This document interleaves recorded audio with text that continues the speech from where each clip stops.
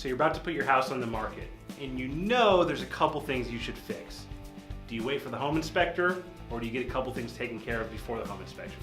We'll talk about the top 6 things you should look at before you put the home on the market to alleviate problems later on this episode of House Rules, Real Estate in Sin City.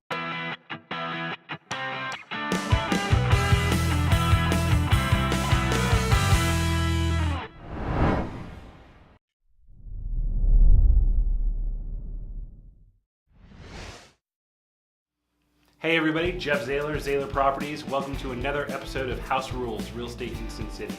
Today we're going to talk about kind of a pre-home inspection. Now, there are some people out there that recommend they have their clients get a home inspection done before they even list the property to kind of see what's going on in the house. Now, I see some validity to that, right? You can kind of figure out what's going on, but at the same time know that most home inspectors really are there to find something. So you can have a home inspection done, a buyer's still going to get a home inspection done, and they're probably going to still ask for stuff. So while I never recommend getting a home inspection prior to, I definitely see how some people do. With that being said, these are the 6 reasons, or the 6 things, if you will, that I have a client make sure that they look at before we put the home on the market. It'll help a ton in the long run. The first one is your AC and heating system. More often than not, a very quick and easy annual maintenance or tune-up, could be $49, will help any potential issues. They'll be able to troubleshoot anything, and they'll make sure that AC unit's running really well, especially as we're coming into summer here.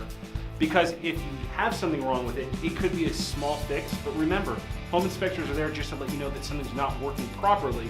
They're not there to diagnose it. So if they see something wrong with the HVAC, they're gonna notate that. It could freak out your buyer because that's a big system. So usually get a tune-up on your AC system, have it running right. You won't have that issue later on. The second one is really easy also. Small plumbing leaks. Is there any leak under the sink? Is the garbage disposal leak? Is there a leak in the landscaping?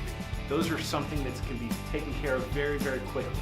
But if a home inspector sees it, all of a sudden they're going to ask for a handyman or a plumber to come out because they're going to be worried about that M-O-L-D word, right?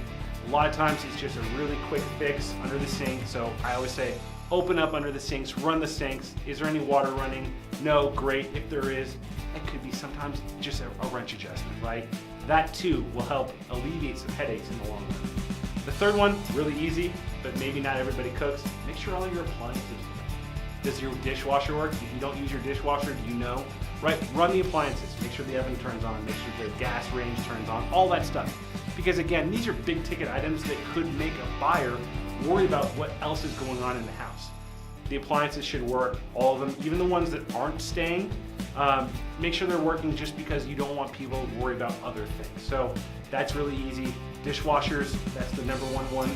Have it run. Make sure it doesn't spit out water into the exhaust system or whatever. Make sure everything's working really quickly, because again, that could be a very easy fix that if you know about in advance, it's going to be something that a buyer doesn't worry about. The fourth one is for those of you that have fireplaces. So a lot of times, especially as we get into warmer climates, we turn the fireplace or we turn the pilot light off, right? Super easy, that way the fireplace doesn't get warm.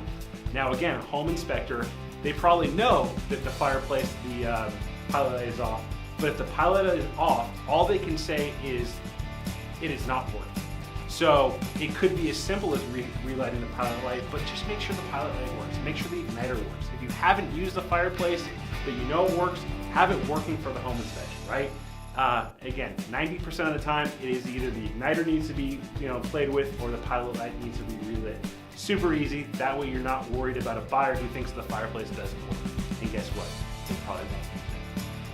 Number 5, replace any burned out light bulbs. Super easy, and this one's twofold. When you have light bulbs that are burnt out, an inspector on their inspection will say, hey, that light bulb is out. It's probably just a dead bulb, but it could be more of an electrical issue. Please proceed with caution.